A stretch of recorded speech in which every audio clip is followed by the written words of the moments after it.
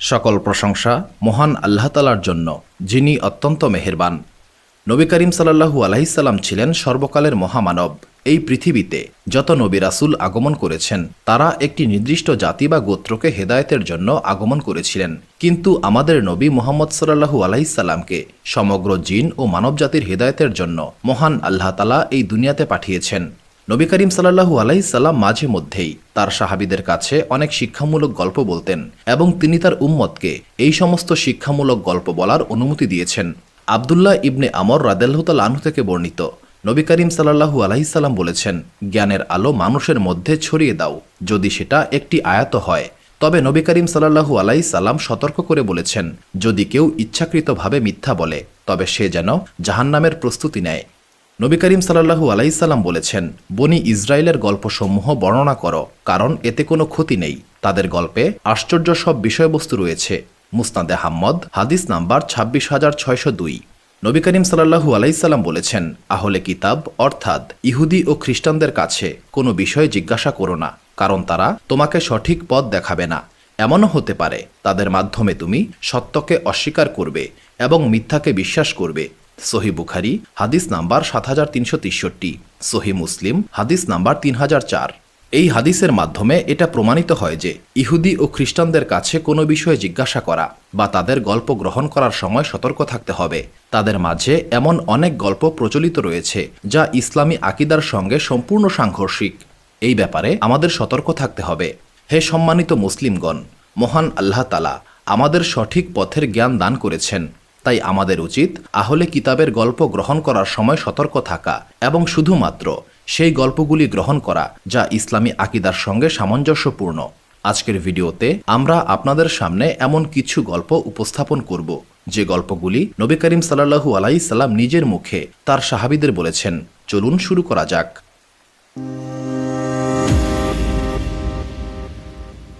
কোনো মুসলিম যতই সৎকর্ম করুক না কেন, তাকে জান্নাতি হিসেবে ঘোষণা দেওয়া যাবে না।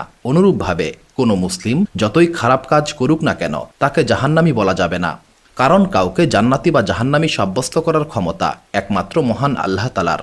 কাউকে জাহান্নামী সাব্যস্ত করার শাস্তি কতটা ভয়াবহ হতে পারে, এই গল্পটি তার উৎকৃষ্ট উদাহরণ। আবু হুরায়রা রাদিয়াল্লাহু তাআলা আনহু থেকে বর্ণিত, নবী করিম সাল্লাল্লাহু আলাইহি সাল্লাম বলেছেন, বনি ইসরায়েলের সময়ে দুইজন ব্যক্তি ছিলেন। এই দুইজনের মধ্যে একজন নিয়মিত গুনাহে লিপ্ত হতো এবং অন্যজন সর্বদা ইবাদত এবং ভালো কাজে লিপ্ত থাকত। ইবাদতকারী ব্যক্তি যখনই পাপী ব্যক্তিকে গুনাহ করতে দেখত, তখনই সে গুনাহকারীকে সতর্ক করে বলতো, তুমি এই গুনাহ থেকে বিরত থাকো। একদিন ইবাদতকারী ব্যক্তি আবারও গুনাহকারী ব্যক্তিকে গুনাহ করতে দেখে বলল, তুমি এই গুনাহ বন্ধ করো। এবার পাপী ব্যক্তি ইবাদতকারী ব্যক্তিকে উদ্দেশ্য করে বলল, আমাকে আমার রবের উপর ছেড়ে দাও। তুমি কেন আমাকে পাহারা দিচ্ছ? আমার রব তো তোমাকে আমার পাহারাদার হিসেবে নিয়োগ করে নাই। তখন ইবাদতকারী ব্যক্তি ক্রোধান্বিত কণ্ঠে বলল, মহান আল্লাহ তাআলার কসম, মহান আল্লাহ তাআলা তোমাকে কখনোই ক্ষমা করবেন না। তুমি কখনোই জান্নাতে প্রবেশ করতে পারবে না। কিছুদিন পর এই দুইজন ব্যক্তি ইন্তেকাল করল এবং তাদেরকে মহান আল্লাহ তাআলার দরবারে উপস্থিত করা হলো। মহান আল্লাহ তাআলা প্রথমে ইবাদতকারী ব্যক্তিকে বললেন, আমার সম্পর্কে তোমার ধারণা কতটুকু? তুমি কি আমার উপর ক্ষমতাবান ছিলে? অর্থাৎ মহান আল্লাহ তাআলা তাকে জিজ্ঞাসা করলেন যে কে ক্ষমা পাবে আর কে পাবে না, সেই ক্ষমতা একমাত্র আল্লাহ তাআলার কাছেই রয়েছে।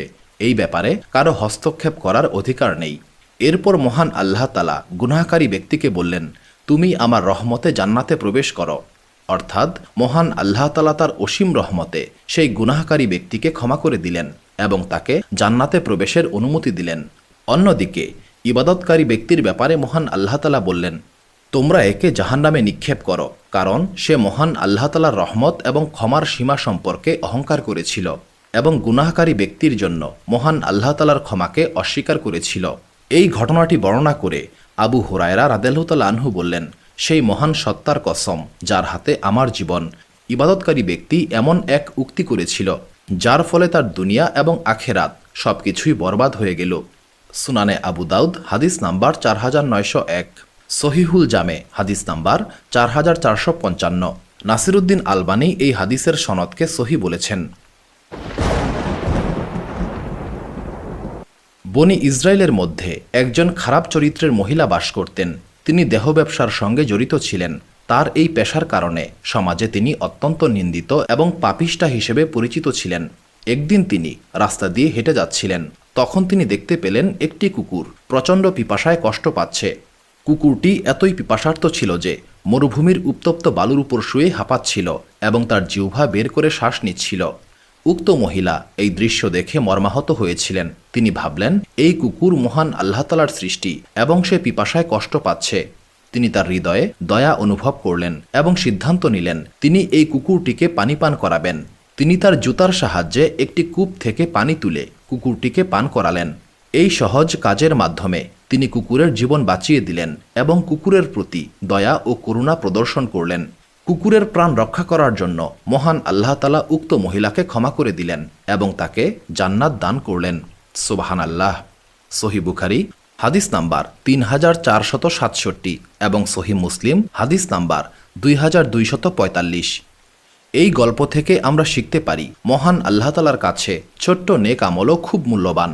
এমনকি একটি তুচ্ছ পশুর প্রতি দয়া দেখানো মহান আল্লাহ তাআলার কাছে গ্রহণযোগ্য এবং এর জন্য তিনি বড় পুরস্কার দান করতে পারেন। আবু হুরায়রা রাদিয়াল্লাহু তাআলা আনহু থেকে বর্ণিত, নবী করিম সাল্লাল্লাহু আলাইহি সাল্লাম বলেছেন, বনি ইসরায়েলের মাঝে 3 জন ব্যক্তি ছিল। একজন ছিল কুষ্ঠরোগী, একজন ছিল টেকো এবং বাকি একজন ছিল অন্ধ। মহান আল্লাহ তাআলা তাদেরকে পরীক্ষা করতে চাইলেন এবং তাদের কাছে একজন ফেরেশতাকে পাঠালেন। উক্ত ফেরেশতা কুষ্ঠরোগীর কাছে গিয়ে বললেন, তোমার সবচেয়ে পছন্দের জিনিস কোনটি? কুষ্ঠরোগী বলল, আমাকে আমার চামড়ার কারণে মানুষ ঘৃণা করে। আমি এই রোগ থেকে মুক্ত হতে চাই এবং আমার শরীরে সুন্দর চামড়া চাই। তখন ফেরেশতা কুষ্ঠরোগীর শরীরে হাত বুলিয়ে দিলেন। এর ফলে সে সুস্থ হয়ে গেল এবং সুন্দর চামড়ার অধিকারী হল। এরপর ফেরেশতা আবারও বললেন, কেমন সম্পদ তুমি পছন্দ করো? সে বলল, উট অথবা গরু। তখন ফেরেশতা তাকে একটি 10 মাসের গর্ভবতী উটনি উপহার দিলেন এবং বললেন, মহান আল্লাহ তাআলা তোমার এই সম্পদে বরকত দিন। তারপর ফেরেশতা টেকো ব্যক্তির কাছে উপস্থিত হয়ে বললেন, তোমার সবচেয়ে পছন্দের জিনিস কোনটি? টেকো ব্যক্তি বলল, এই টাকের কারণে মানুষ আমাকে ঘৃণা করে। আমি এই টাক থেকে মুক্তি চাই এবং সুন্দর চুল চাই। তখন ফেরেশতা টেকো ব্যক্তির মাথায় হাত বুলিয়ে দিলেন এবং টেকো ব্যক্তির টাক ভালো হয়ে গেল এবং তার মাথায় খুব সুন্দর চুল গজিয়ে গেল। এবার ফেরেশতা বললেন, তুমি কেমন সম্পদ পছন্দ করো? টেকো ব্যক্তি উত্তর দিল, আমি গরু পছন্দ করব। এরপর ফেরেশতা টেকো ব্যক্তিকে একটি গর্ভবতী গাভী দিয়ে বললেন, মহান আল্লাহ তাআলা তোমার এই সম্পদে বরকত দিন। এবার ফেরেশতা অন্ধ ব্যক্তির কাছে এসে বললেন, তুমি মহান আল্লাহ তাআলার কাছে কি চাও? সে বলল, আমি চাই মহান আল্লাহ তাআলা যেন আমার দৃষ্টিশক্তি ফিরিয়ে দেন, আমি যেন এই দুনিয়ার সৌন্দর্য উপভোগ করতে পারি। ফেরেশতা তখন অন্ধ ব্যক্তির চোখে হাত বুলিয়ে দিলেন। অন্ধ ব্যক্তি দৃষ্টি ফিরে পেল। এবার ফেরেশতা বললেন, তুমি কেমন সম্পদ চাও? অন্ধ ব্যক্তি বলল, আমি ছাগল চাই। ফেরেশতা তখন অন্ধ ব্যক্তিকে এমন ছাগি উপহার দিলেন যে ছাগি অধিক পরিমাণে বাচ্চা প্রসব করে।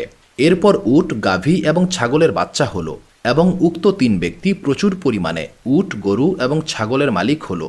এরপর একদিন সেই ফেরেশতা মানুষের বেশে কুষ্ঠরোগীর কাছে উপস্থিত হয়ে বললেন, আমি খুবই দরিদ্র একজন মানুষ, আমি আমার সমস্ত সম্পদ হারিয়েছি।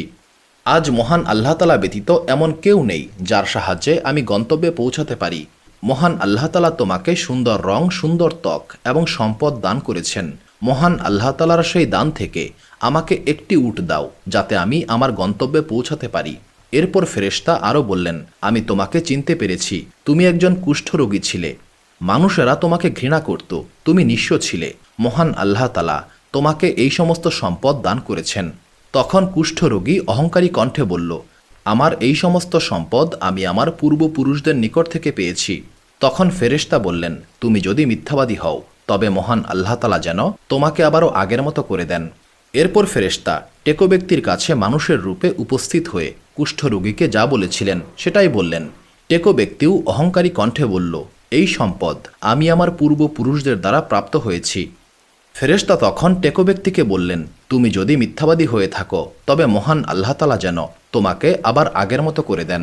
এরপর ফেরেশতা অন্ধ ব্যক্তির কাছে মানুষের রূপে উপস্থিত হয়ে বললেন, আমি একজন দরিদ্র ব্যক্তি, একটি সফরে আমার সমস্ত সম্পদ শেষ হয়ে গেছে। আমি যাতে আমার গন্তব্যে পৌঁছতে পারি সেই জন্য মহান আল্লাহ তাআলার নামে আমাকে একটি ছাগল দাও। মহান আল্লাহ তাআলা তোমাকে দৃষ্টি ফিরিয়ে দিয়েছেন। তখন অন্ধ লোকটি বলল, আমি সত্যিই অন্ধ ছিলাম।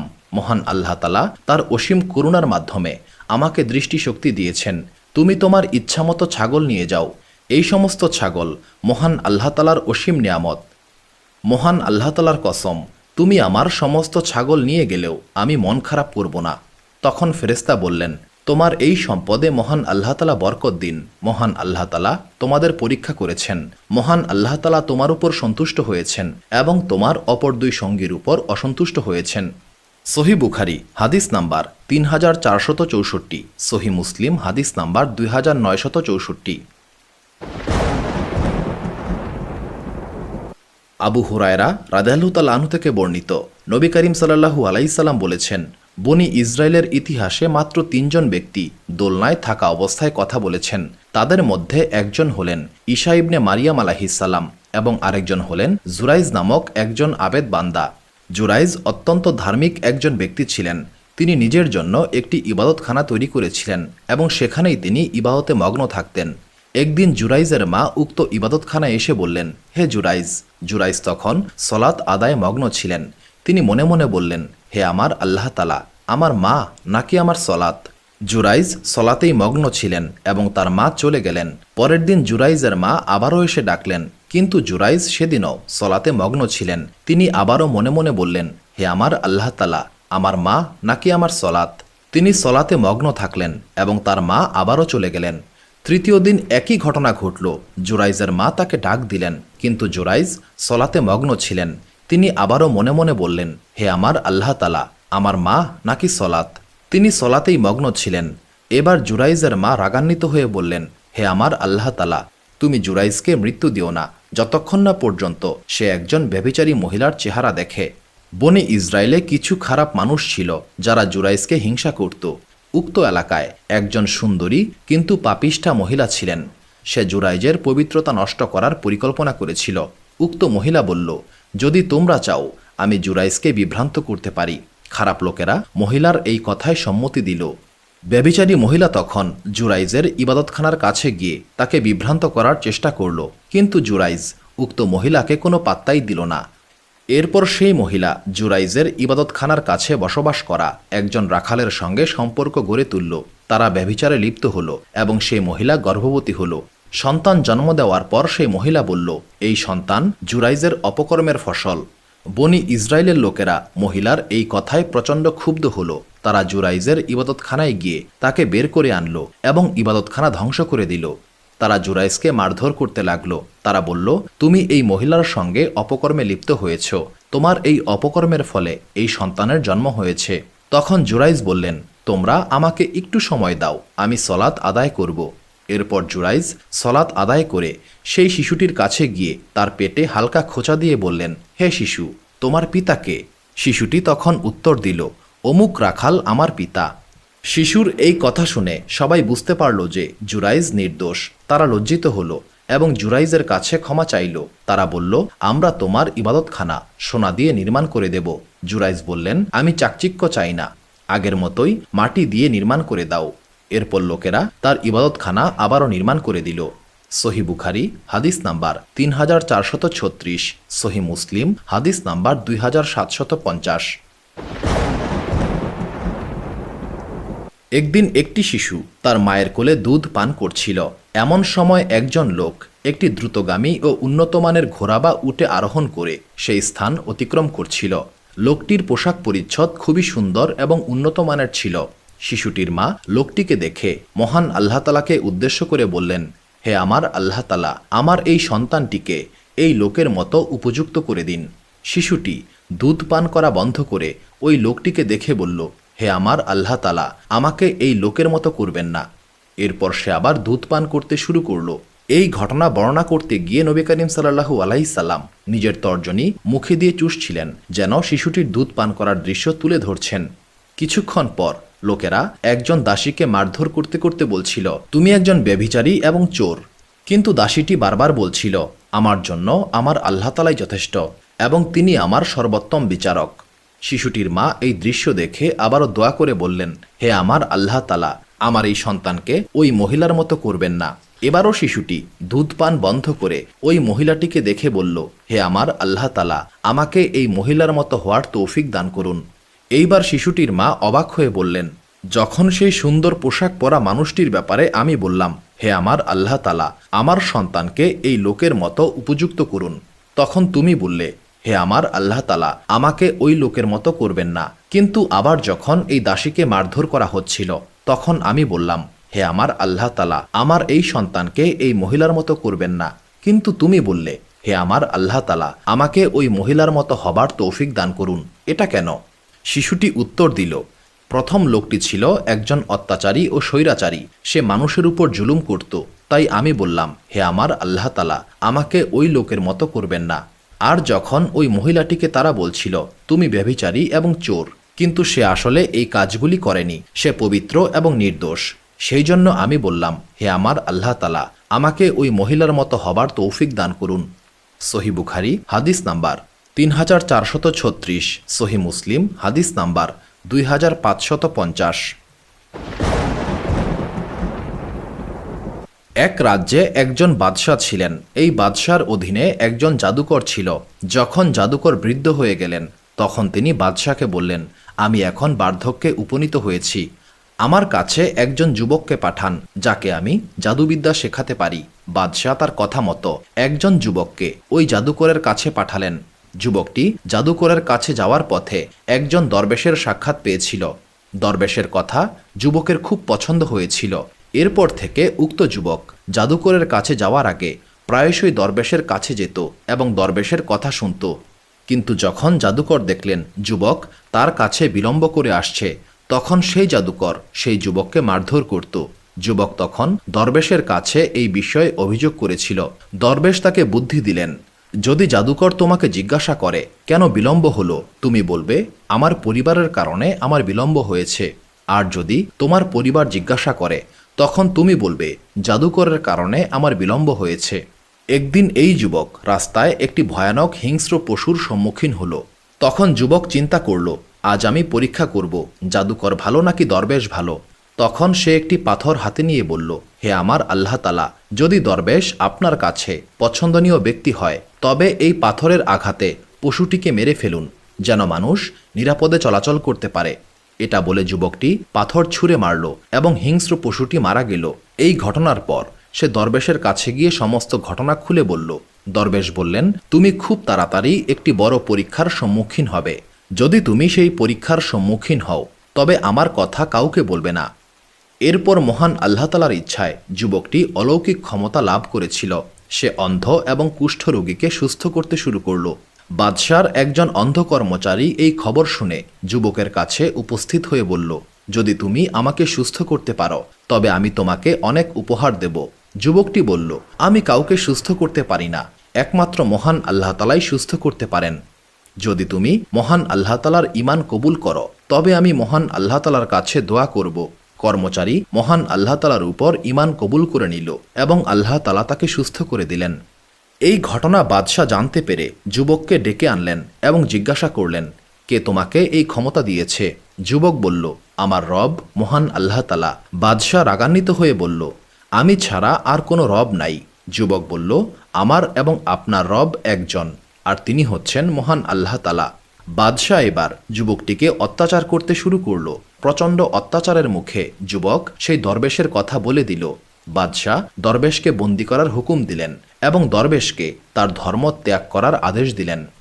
দরবেশ বাদশার এই হুকুম অমান্য করল এবং এই অপরাধের কারণে দরবেশকে দ্বিখণ্ডিত করা হলো।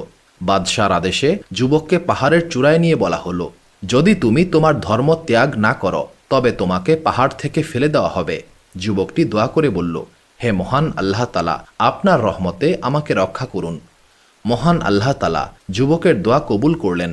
পাহাড় কেঁপে উঠল এবং যুবকের শত্রুরা পাহাড় থেকে পড়ে গেল। যুবক নিরাপদে বাদশার দরবারে হাজির হলো।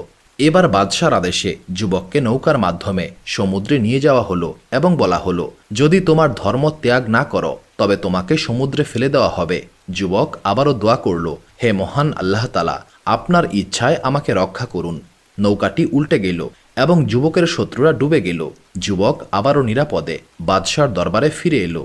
যুবক বাদশাকে বলল, আপনি আমাকে হত্যা করতে পারবেন না যতক্ষণ না পর্যন্ত আপনি আমার শর্ত মেনে চলবেন। বাদশাহ বললেন, কি তোমার শর্ত? যুবক বলল, আপনি লোকদের জমায়েত হতে বলুন, তারপর একটি কাঠের শুলিতে আমাকে চড়াবেন, তারপর একটি ধনুকে তীর লাগিয়ে বলবেন, এই বালকের রবের নামে, এরপর তীর ছুঁড়ে মারবেন। যদি আপনি এটা করতে পারেন তবে অবশ্যই আমাকে হত্যা করতে পারবেন। বাদশাহ যুবকের শর্ত মেনে তীর ছুড়ল এবং সেই তীর যুবকের কানে বিদ্ধ হল। যুবক তীর বিদ্ধ স্থানে হাত রাখলেন এবং সঙ্গে সঙ্গে শাহাদাত বরণ করলেন। জমায়েতকৃত লোকেরা এই অলৌকিক ঘটনা দেখে বলল, আমরা এই যুবকের রবের উপর ঈমান কবুল করে নিচ্ছি। উক্ত বাদশাহ উপস্থিত লোকদের ঈমান কবুল করতে দেখে প্রচণ্ড ক্রোধান্বিত হল। সে রাস্তায় একটি গর্ত খুঁড়ে তাতে আগুন জ্বালিয়ে বলল, যারা ধর্ম ত্যাগ করবে না তাদেরকে এই আগুনে নিক্ষেপ করা হবে। অনেকেই ঈমান ত্যাগ করতে অস্বীকার করল এবং আগুনে ঝাঁপ দিয়ে শাহাদাত বরণ করল। শেষ পর্যন্ত একজন মহিলা তার শিশুকে নিয়ে আগুনের সামনে দাঁড়ালো। তখন শিশুটি তার মাকে বলল, আপনি নির্ভয়ে আগুনে ঝাঁপ দিন, আপনি সঠিক পথেই রয়েছেন। সুবহানাল্লাহ। সহি বুখারী হাদিস নাম্বার 3466, সহি মুসলিম হাদিস নাম্বার 3005। তিনজন লোক একসঙ্গে যাত্রা করছিলেন। হঠাৎ প্রচণ্ড ঝড় বৃষ্টি শুরু হলো। অতঃপর তারা একটি পাহাড়ের গুহায় আশ্রয় নিয়েছিলেন। কিছুক্ষণ পর পাহাড় থেকে একটি বড় পাথর খসে পড়ে গুহার মুখ বন্ধ করে দিল। তারা গুহার ভেতরে আটকা পড়ে গেল। তখন তারা পরস্পরে বলল, আমাদের উচিত নিজেদের ভালো কাজের কথা স্মরণ করা, যা আমরা শুধুমাত্র মহান আল্লাহ তাআলার সন্তুষ্টির উদ্দেশ্যেই করেছিলাম। সেই সৎকর্মের উসিলায় মহান আল্লাহ তাআলার কাছে আমরা দোয়া করব, হয়তোবা মহান আল্লাহ তাআলা আমাদেরকে এই বিপদ থেকে উদ্ধার করবেন। প্রথম ব্যক্তি বলল, হে আমার আল্লাহ তাআলা, আমার পিতামাতা খুবই বৃদ্ধ ছিলেন এবং আমার সন্তান ছোট ছিল। আমি তাদের ভরণ পোষণের জন্য পশুপালন করতাম। প্রতিদিন সন্ধ্যায় আমি বাড়ি ফিরে পশুদের দুধ দহন করতাম এবং আমার সন্তানদের পূর্বে আমার পিতামাতাকে দুধ পান করাতাম। একদিন আমার দেরি হলো এবং সন্ধ্যার পূর্বে আমি বাড়িতে ফিরতে পারিনি। যখন বাড়িতে ফিরে আসলাম তখন দেখলাম আমার পিতামাতা ঘুমন্ত অবস্থায় রয়েছেন। আমি দুধ দহন করলাম এবং তাদের মাথার কাছে দাঁড়িয়ে রইলাম। আমি তাদের ঘুম ভাঙাতে চাইনি, কারণ তাদের ঘুম ভাঙানো আমি পছন্দ করিনি। আমার সন্তানেরা আমার পায়ের কাছে কান্নাকাটি করছিল, কিন্তু আমি আমার সন্তানদের পূর্বে আমার পিতামাতাকে দুধ পান করাতে চাইলাম। এইভাবে আমি সারা রাত দাঁড়িয়েছিলাম। হে মহান আল্লাহ তাআলা, আপনি জানেন আমি শুধুমাত্র আপনার সন্তুষ্টির জন্যই এটা করেছিলাম। আপনি মেহেরবানি করে পাথরটি সরিয়ে দিন যাতে আমরা আকাশ দেখতে পারি। মহান আল্লাহ তাআলা তার দোয়া কবুল করেছিলেন এবং পাথর কিছুটা সরিয়ে দিলেন। তারা আকাশ দেখতে পেল। দ্বিতীয় ব্যক্তি বলল, হে আমার আল্লাহ তাআলা, আমার এক চাচাতো বোন ছিল। আমি তাকে খুবই ভালোবাসতাম, যেভাবে একজন পুরুষ একজন নারীকে ভালোবাসে। একদিন আমি তার কাছে গেলাম এবং তাকে খারাপ কাজের প্রস্তাব দিলাম, কিন্তু সে তা প্রত্যাখ্যান করে বলল, তুমি যদি আমাকে 100 দিরহাম দিতে পারো তবে আমি তোমার প্রস্তাবে সম্মত হব। আমি অনেক কষ্ট করে 100 দিরহাম জোগাড় করে তার কাছে গেলাম।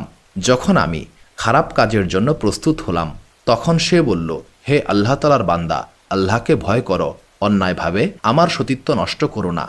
তার এই কথা শুনে আমি লজ্জা পেলাম এবং সেখান থেকে চলে আসলাম। হে আমার আল্লাহ তাআলা, আপনি জানেন আমি শুধুমাত্র আপনার সন্তুষ্টির জন্যই এটা করেছিলাম। আপনি এই পাথরটিকে সরিয়ে দিন। মহান আল্লাহ তাআলা তার দোয়া কবুল করেছিলেন এবং পাথরটিকে আরও কিছুটা সরিয়ে দিলেন। এবার তৃতীয় ব্যক্তি বলল, হে মহান আল্লাহ তাআলা, আমি একবার একজন শ্রমিককে এক ফারাক গমের বিনিময়ে কাজে নিয়োগ করেছিলাম। সে তার কাজ শেষ করার পর পারিশ্রমিক চাইল। আমি তাকে পারিশ্রমিক দিতে গেলাম, কিন্তু কোনো কারণে পারিশ্রমিক না নিয়েই সে চলে গেল। সেই গম দিয়ে আমি কৃষি কাজ করতে শুরু করলাম এবং এই কৃষিকাজের মাধ্যমে অনেক গরু ক্রয় করেছিলাম। কিছুদিন পর সেই শ্রমিক আবারও আমার কাছে উপস্থিত হয়ে বলল, আল্লাহ তাআলাকে ভয় করো এবং আমার পারিশ্রমিক দাও। আমি তাকে বললাম, এই সমস্ত গরু তোমার। সে বলল, মহান আল্লাহ তাআলাকে ভয় করো, আমার সঙ্গে ঠাট্টা করো না। আমি বললাম, আমি ঠাট্টা করছি না, এই সমস্ত কিছুই তোমার। তখন উক্ত শ্রমিক সমস্ত গরু নিয়ে গেল। হে মহান আল্লাহ তাআলা, আপনি জানেন আমি শুধুমাত্র আপনার সন্তুষ্টির জন্যই এটা করেছিলাম। মহান আল্লাহ তাআলা তার দোয়াও কবুল করেছিলেন এবং পাথরটিকে সম্পূর্ণভাবে সরিয়ে দিলেন। তারা সবাই গুহা থেকে বের হয়ে আসতে সক্ষম হল। সহি বুখারি হাদিস নাম্বার 2272, সহি মুসলিম হাদিস নাম্বার 2743। আবদুল্লাহ ইবনে মাসুদ রাদিয়াল্লাহু তাআলা আনহু থেকে বর্ণিত, নবী করিম সাল্লাল্লাহু আলাইহি সাল্লাম বলেছেন, বনি ইসরায়েলের একজন বাদশাহ ছিলেন যিনি মুসা আলাইহিসসালামের পর শাসনভার গ্রহণ করেছিলেন। এক রাতে তিনি বাইতুল মুকাদ্দাসে সলাত আদায় করছিলেন। চাঁদের আলোয় উদ্ভাসিত সেই রাতে তিনি তার অতীত জীবনের ঘটনা স্মরণ করছিলেন। গভীর চিন্তায় নিমগ্ন হয়ে তিনি উপলব্ধি করেছিলেন যে এই রাজত্ব, এই ক্ষমতা, এই সমস্ত কিছুই একদিন বিলীন হয়ে যাবে। তার অন্তর উদ্বেগে কেঁপে উঠল। অবশেষে তিনি সিদ্ধান্ত নিলেন এই জগতের জৌলুস তাকে আর আটকে রাখতে পারবে না। এক নির্জন রাতে কাউকে কিছু না জানিয়ে তিনি সিংহাসন ছেড়ে অজানার উদ্দেশ্যে যাত্রা শুরু করলেন। পথ চলতে চলতে তিনি এক সমুদ্রের তীরে এসে উপস্থিত হলেন। সেখানে দেখলেন একদল শ্রমিক ইট তৈরি করছে। তিনি শ্রমিকদের বললেন, তোমরা কিভাবে জীবিকা নির্বাহ করো? শ্রমিকরা সেই বাদশাকে বলল কিভাবে তারা পরিশ্রমের মাধ্যমে অর্থ উপার্জন করে। বাদশাহ তখন শ্রমিকদের দলে যোগ দিলেন। তিনি পরিশ্রম করতে লাগলেন। কষ্টার্জিত উপার্জন দিয়ে আহার করতেন এবং বাকি অংশ দান করে দিতেন। যখন সলাতের সময় হতো তখন তিনি সলাতে মগ্ন হয়ে যেতেন। একসময় শ্রমিকেরা এই ব্যতিক্রমী মানুষটির কথা তাদের মালিকের কাছে বলে দিল। মালিক বিস্মিত হয়ে ভাবলেন এই শ্রমিক আসলে কে? তখন তিনি বাদশাকে সংবাদ দিলেন, কিন্তু 3 বার সংবাদ পাঠানো হলেও বাদশাহ মালিকের কাছে যেতে রাজি হন নাই। অবশেষে মালিক নিজেই তাকে দেখতে গেলেন। বাদশাহ যখন দেখলেন কেউ তার সন্ধান করছে তখন তিনি পালিয়ে গেলেন, কিন্তু মালিক তার পিছু নিলেন এবং অবশেষে তাকে ধরতে সক্ষম হলেন। মালিক বললেন, হে জনাব, আমি শুধু আপনার সঙ্গে কথা বলতে চাই। বাদশাহ থামলেন এবং ধীরে ধীরে নিজের সমস্ত কাহিনী বললেন। আমি অমুক রাজ্যের বাদশাহ ছিলাম, কিন্তু এক রাতে আমি উপলব্ধি করলাম এই রাজ্য, এই ক্ষমতা, এই সমস্ত কিছুই ক্ষণস্থায়ী। এইগুলি আমাকে আমার প্রকৃত উদ্দেশ্য থেকে দূরে সরিয়ে দিয়েছে। আমি বুঝতে পেরেছি আমার আসল কর্তব্য হচ্ছে আমার রবের ইবাদত করা। তাই আমি সমস্ত কিছু ছেড়ে চলে এসেছি যেন আমি মহান আল্লাহ তাআলার জন্য আমার জীবন উৎসর্গ করতে পারি। মালিক বিস্মিত হয়ে বলল, আপনি যদি আল্লাহ তাআলার জন্য সিংহাসন ছাড়তে পারেন তবে আমি কেন পারব না? এরপর সেই মালিক বাদশাহকে অনুসরণ করলেন। এরপর তারা 2 জন একসঙ্গে আল্লাহ তাআলার ইবাদতে মগ্ন হয়ে গেলেন। তারা মহান আল্লাহ তাআলার কাছে এই প্রার্থনা করলেন, হে আমাদের রব, আমাদের মৃত্যু যেন একসঙ্গেই হয়। অবশেষে তাদের দোয়া কবুল হলো। তারা একসঙ্গে এই দুনিয়া থেকে বিদায় নিলেন এবং তাদের কবর মিশরের রুমাইলা নামক স্থানে পাশাপাশি রয়েছে। আবদুল্লাহ রাদিয়াল্লাহু তাআলা আনহু বললেন, আমি যদি মিশরের রুমাইলায় থাকতাম তবে নবী করিম সাল্লাল্লাহু আলাইহি সাল্লাম যে বর্ণনা দিয়েছেন সেই অনুযায়ী আমি তাদের কবর দেখিয়ে দিতে পারতাম। আল বাহারুজ জাখার হাদিস নাম্বার 3689, আল মুজামুল কবির হাদিস নাম্বার 10370। একদিন নবী করিম সাল্লাল্লাহু আলাইহি সাল্লাম এক বেদুইনের ঘরে মেহমান হলেন। বেদুইন তাকে সম্মান জানালেন এবং নবী করিম সাল্লাল্লাহু আলাইহি সাল্লামের প্রতি শ্রদ্ধা প্রকাশ করলেন। তখন নবী করিম সাল্লাল্লাহু আলাইহি সাল্লাম বেদুইনকে বললেন, হে বেদুইন, তোমার ইচ্ছা প্রকাশ করো, আমি তোমাকে উপহার দেব। বেদুইন বললেন, হে আল্লাহ তাআলার রাসূল, যাতায়াতের জন্য আমাকে একটি উট এবং আমার পরিবারের জন্য একটি দুগ্ধবতী ছাগল চাই। বেদুইন পরপর 2 বার এই উপহার চাইলেন। তখন নবী করিম সাল্লাল্লাহু আলাইহি সাল্লাম বললেন, তুমি চাইলে বনি ইসরায়েলের ওই বৃদ্ধার মতোই হতে পারতে। সাহাবীরা কৌতূহলী হয়ে উঠলেন। তারা বললেন, হে আল্লাহর রাসূল সাল্লাল্লাহু আলাইহি সাল্লাম, বনি ইসরায়েলের ওই বৃদ্ধার ব্যাপারে আমরা জানতে চাই। তখন নবী করিম সাল্লাল্লাহু আলাইহি সাল্লাম সাহাবীদের বললেন, একবার মূসা আলাইহিস সালাম বনি ইসরায়েলীদেরকে নিয়ে যাত্রা করেছিলেন, কিন্তু তিনি পথ হারিয়ে ফেললেন। তখন বনি ইসরায়েলের আলেমগণ মূসা আলাইহিস সালামকে বললেন, আমরা শুনেছি ইউসুফ আলাইহিস সালাম আমাদের থেকে প্রতিশ্রুতি নিয়েছিলেন যে আমরা যেন তার দেহটাকে আমাদের সঙ্গে নিয়ে যাই। মূসা আলাইহিস সালাম বললেন, তোমাদের মধ্যে কে জানে ইউসুফ আলাইহিস সালামের কবর কোথায়? সবাই বলল, বনি ইসরায়েলের একজন বৃদ্ধা এই ব্যাপারে অবগত রয়েছেন। মূসা আলাইহিস সালাম বৃদ্ধাকে বললেন, আমাকে ইউসুফ আলাইহিস সালামের কবর দেখিয়ে দাও। বৃদ্ধা বলল, আল্লাহ তাআলার কসম, আমি তোমাকে তার কবর দেখাবো না যতক্ষণ না পর্যন্ত তুমি আমাকে জান্নাতে তোমার সঙ্গী হওয়ার প্রতিশ্রুতি দাও। মূসা আলাইহিস সালাম কি করবেন বুঝতে পারছিলেন না, কারণ জান্নাতের মালিক একমাত্র মহান আল্লাহ তাআলা। কিন্তু মহান আল্লাহ তাআলার পক্ষ থেকে বলা হলো, হে মুসা, বৃদ্ধার দাবি কবুল করুন। মুসা আলাহিসাল্লাম তখন বৃদ্ধার দাবি কবুল করে নিলেন। অতপর বৃদ্ধা মুসা আলাহিসাল্লামকে একটি জলাশয়ের কাছে নিয়ে গেলেন। তিনি বললেন, পানির নিচে ইউসুফ আলাহিসাল্লামের দেহ রয়েছে। লোকেরা পানি সরিয়ে ফেলল। এরপর বৃদ্ধা বললেন, এখন মাটি খনন করতে হবে। মাটি খনন করার পর ইউসুফ আলাহিসাল্লামের দেহ পাওয়া গেল।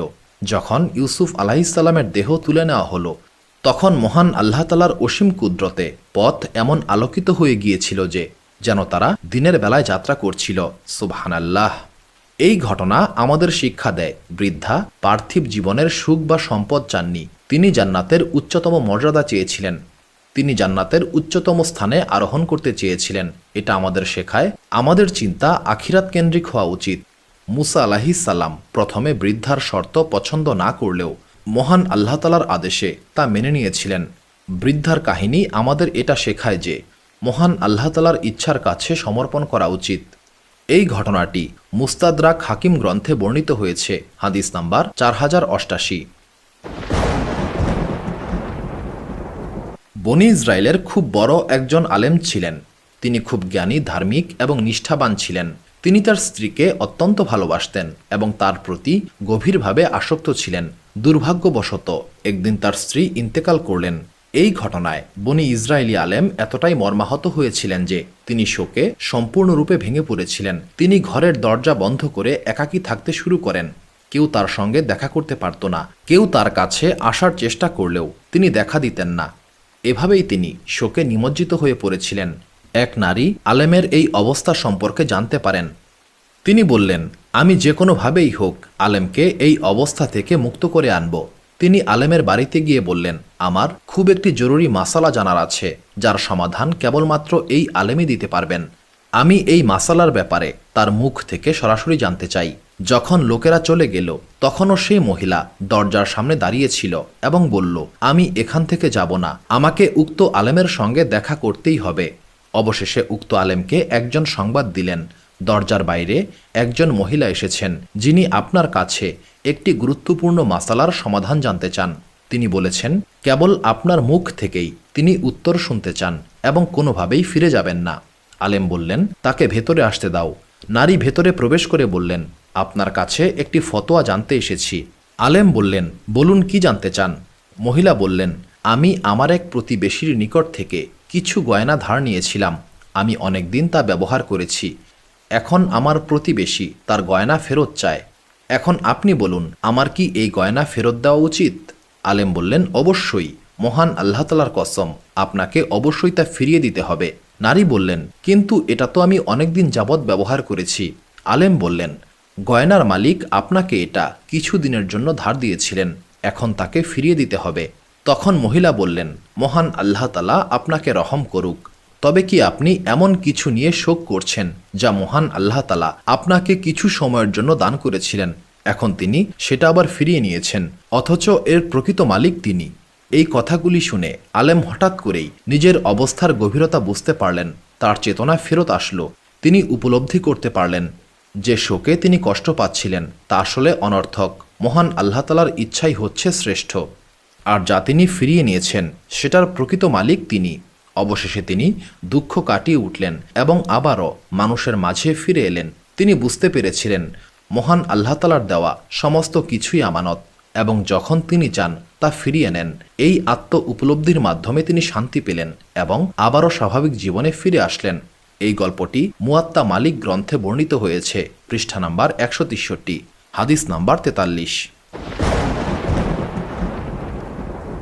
আবু সাঈদ খুদরি রাদিয়াল্লাহু তাআলা আনহু থেকে বর্ণিত, নবী করিম সাল্লাল্লাহু আলাইহি সাল্লাম বলেছেন, বনি ইসরায়েলের একজন ব্যক্তি 99 জন মানুষকে হত্যা করেছিলেন। হত্যাকাণ্ডের পর একদিন তার মনে হলো, মহান আল্লাহ তাআলা কি কখনো তাকে ক্ষমা করবেন? এই চিন্তা করে তিনি একজন পাদ্রীর কাছে গেলেন এবং তাকে জিজ্ঞাসা করলেন, মহান আল্লাহ তাআলা কি কখনো আমার তওবা কবুল করবেন? পাদ্রী উত্তরে বলল, মহান আল্লাহ তাআলা কখনোই তোমার মতো একজন পাপীর তওবা কবুল করবেন না। এই কথা শুনে উক্ত ব্যক্তি পাদ্রীকেও হত্যা করে ফেলল এবং এইভাবে তার হত্যাকাণ্ডের সংখ্যা 100-তে পৌঁছে গেল। এরপর তিনি অন্য একজন ব্যক্তির কাছে জিজ্ঞাসা করলেন, মহান আল্লাহ তাআলা কি কখনো আমার তওবা কবুল করবেন? তখন সেই ব্যক্তি বললেন, তুমি অমুক স্থানে চলে যাও, সেখানে অনেক ভালো মানুষ বসবাস করেন, তারাই তোমার প্রশ্নের উত্তর দিতে সক্ষম হবেন। এই পরামর্শ শুনে সেই ব্যক্তি উক্ত স্থানের উদ্দেশ্যে রওনা হলো, কিন্তু পথিমধ্যেই তার ইন্তেকাল হয়ে গেল। মৃত্যুর সময় তার বক্ষদেশ সেই ভালো মানুষের স্থানের দিকে ঘুরে গেল, অর্থাৎ তিনি তওবা করার ইচ্ছা নিয়ে সেই দিকে মুখ করেছিলেন। মৃত্যুর পর রহমত এবং আজাবের ফেরেশতারা তার রূহ নিয়ে ঝগড়া শুরু করল। রহমতের ফেরেশতারা বললেন, এই ব্যক্তি তওবা করার ইচ্ছা নিয়ে ভালো মানুষের উদ্দেশ্যে যাত্রা করেছিল, সে জান্নাতি হবে। অন্যদিকে আজাবের ফেরেশতারা বললেন, এই ব্যক্তি একজন গুনাহগার, সে জাহান্নামী। এমন সময় মহান আল্লাহ তাআলা সামনের ভূমিকে, অর্থাৎ যেখানে ভালো মানুষের বসবাস ছিল সেই ভূমিকে আদেশ দিলেন, তুমি এই মৃত ব্যক্তির নিকটবর্তী হয়ে যাও, আর পেছনের স্থানকে, অর্থাৎ যেখানে তিনি পাপ করেছিলেন তাকে আদেশ দিলেন, তুমি দূরে সরে যাও। এরপর মহান আল্লাহ তাআলা ফেরেশতাদেরকে আদেশ দিলেন, তোমরা উভয় দিকের দূরত্ব পরিমাপ করো। পরিমাপ করার পর দেখা গেল মৃত ব্যক্তি তওবার দিকে 1 বিঘত বেশি পরিমাণ এগিয়ে রয়েছেন, অর্থাৎ তিনি তওবার ইচ্ছা নিয়ে ভালো দিকে একটু বেশি এগিয়েছিলেন। এই কারণে মহান আল্লাহ তাআলা তাকে ক্ষমা করে দিলেন। সুবহানাল্লাহ। সহিহ বুখারী হাদিস নাম্বার 3470 এবং সহিহ মুসলিম হাদিস নাম্বার 2766। বনি ইসরায়েলের সময়ে এক ছোট্ট গ্রামে বারসিসা নামক একজন অত্যন্ত ধার্মিক ব্যক্তি বসবাস করতেন। সে মহান আল্লাহ তাআলার একত্ববাদে বিশ্বাস করত এবং ঈসা আলাইহিসসালামকে মহান আল্লাহ তাআলার রাসূল হিসেবে মান্য করত। গ্রামের সবাই বারসিসাকে খুবই ভালো চরিত্রের মানুষ হিসেবে জানত এবং তার ব্যক্তিত্বের জন্য তাকে সম্মান করত। সেই গ্রামে 3 জন ভাই এবং তাদের এক বোন ছিল। একদিন সেই 3 ভাইকে যুদ্ধের জন্য ডাকা হলো, কিন্তু 3 ভাই তাদের বোনকে একা রেখে যেতে চাইল না। তারা চিন্তা করতে লাগলো বোনকে কার কাছে রাখবে। গ্রামবাসীরা বারসিসার কথা বলল, কারণ সবাই বারসিসাকে খুবই ভালো এবং বিশ্বাসযোগ্য মানুষ হিসেবে জানত। সবাই বারসিসার কাছে গেল এবং তাদের বোনকে বারসিসার নিকটে রাখার অনুরোধ করল, কিন্তু বারসিসা প্রথমে রাজি হচ্ছিল না। সে বলল, আমি অভিশপ্ত শয়তানের নিকট থেকে পানাহা চাই, কারণ সে ভয় করছিল সে কোনো গুনাহে লিপ্ত হতে পারে। তখন শয়তান বারসিসার মনে কুমন্ত্রণা দিল। শয়তান জানত বারসিসার মন খুবই নরম। সে বারসিসাকে কানে কানে বলল, তারা যদি ভালো কাউকে এই মেয়েটির জন্য খুঁজে না পায় এবং খারাপ কারো কাছে এই মেয়েটিকে রেখে যায়, তখন কি হবে? এই পরিণতি কি তোমার ভুলের জন্য নয়? বারসিসা বুঝতে পারল না এটা শয়তানের কুমন্ত্রণা। সে মানুষের প্রতি দরদ দেখিয়ে মেয়েটিকে সাহায্য করতে রাজি হয়ে গেল। বারসিসা মেয়েটিকে গির্জার বিপরীতে একটি ঘরে থাকতে দিল। গির্জার সামনে মেয়েটির জন্য খাবার রেখে আসতো এবং মেয়েটি নিজে এসে সেই খাবার নিয়ে যেত। বারসিসার সঙ্গে তার দেখা হতো না, কিন্তু শয়তান এতে খুশি হলো না।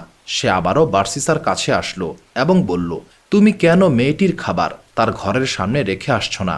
এর ফলে এই মেয়েটাকে ঘর থেকে এতটা পথ একা কষ্ট করে হেঁটে আসতে হতো না।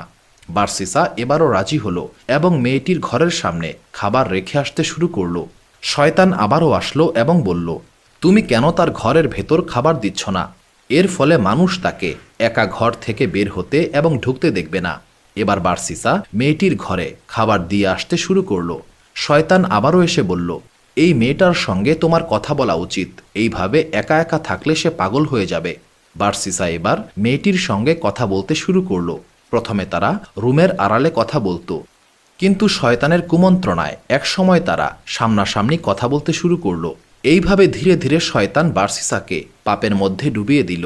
একসময় বারসিসা এবং মেয়েটি একে অপরের প্রতি দুর্বল হয়ে পড়ল এবং তারা ব্যভিচারে লিপ্ত হলো। কিছুদিন পর মেয়েটি গর্ভবতী হয়ে পড়ল এবং একটি বাচ্চার জন্ম দিল। বাচ্চা জন্মের সময় শয়তান আবারও বারসিসার কাছে এসে বলল, তুমি এটা কি করলে?